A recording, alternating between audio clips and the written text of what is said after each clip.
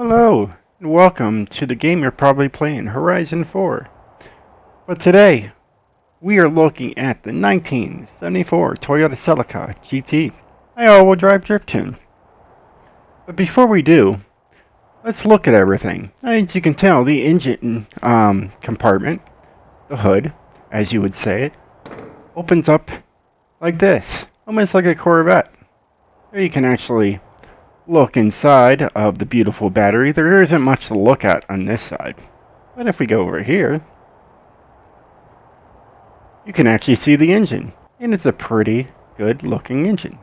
It's not very big, but it doesn't have to be very big. Honestly, it's a small little sports car. But it probably could use some more power. It's got some strange rims on it for being stock. Not too bad. From afar they don't look great, but up close they're not too bad looking. In the back here, you can have easy access to the rear lights. So if you need to change a light bulb, pretty simple. And that's pretty much all that's back there. I do like the back fins here.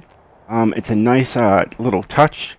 They are probably not operational, but they look good on there. And I like the ones on the hood too. They're pretty sweet looking. Really makes it very sporty.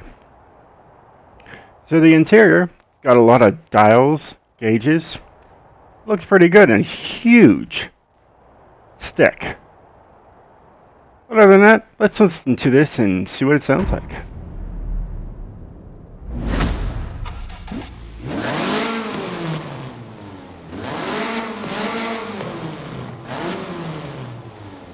It sounds pretty good. I like the little button in the middle. I mean, you know, the horns are on the sides with the red, but it kind of looks like a turkey in the middle. Not gonna lie, looks like a turkey. Other than that, it's a beautiful Celica. Very gorgeous. So let's get right into it and show you guys what I actually did to this car. So we're gonna go to upgrades. We're going to go over here to My Tunes. Here it is. I went from 97 horsepower stock to 796 horsepower. That's a huge gain. Torque. I added like another 500 pounds of torque to this thing. It's lighter, faster, and it definitely likes to go sideways. So I just put it up today. It does have a wide body kit, and you're going to see it once I load it up.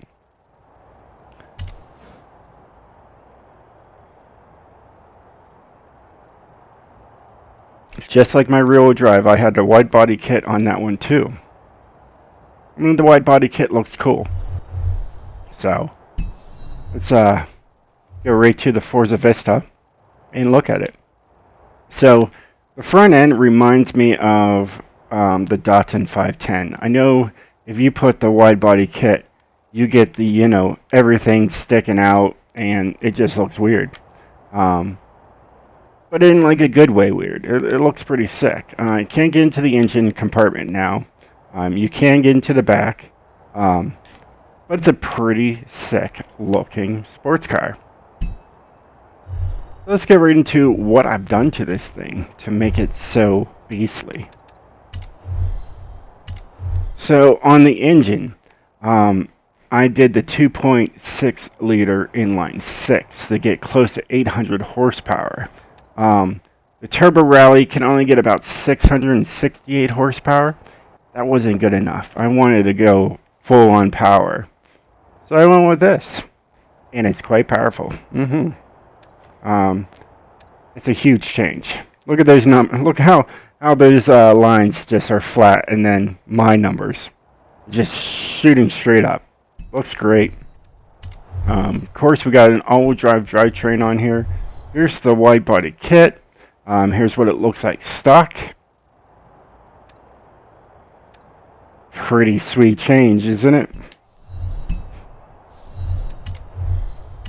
Here, I went with the Toyota bumper. You can also go with this and make it even lighter if you want to. But I wanted to make my all-wheel drive look different from my rear-wheel drive, just so I can tell them apart. But yeah, you could definitely make it lighter if you wanted to. But I went that route. Here we got a stock tire compound. You have these other options, but look, it goes right up to an S1, like extreme.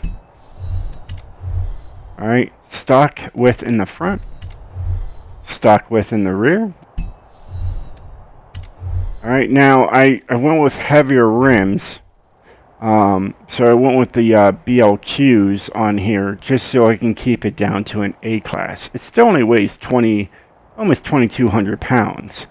Now, if I went with maybe my TC105Ns, I would have been an S1 801 and I would have saved 16 pounds. But I didn't go that route. If you want to make it an S1, you can do whatever you want to. We got 13s in the front and 13s in the rear. Here we got a race clutch, race transmission, sometimes it sticks, race driveline, and a race differential. Here we got sport brakes. Anything higher and I would have went to an S1. We have sport brakes on here, and they work pretty darn well. Got a drift kit.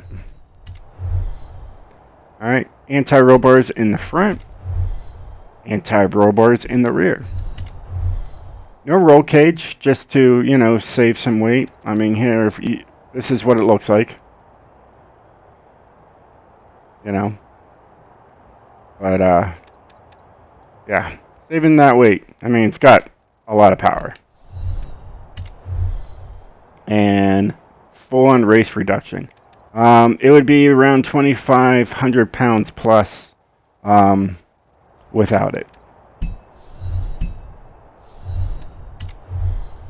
So here, everything should be on all race to get that max power of almost 800 horsepower out of this little car. It is a drift monster.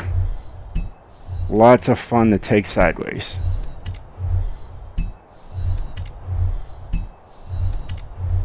And the flywheel is at a sport flywheel. Any more higher, I mean, I would have lost 3 pounds, but it takes me right to an S1.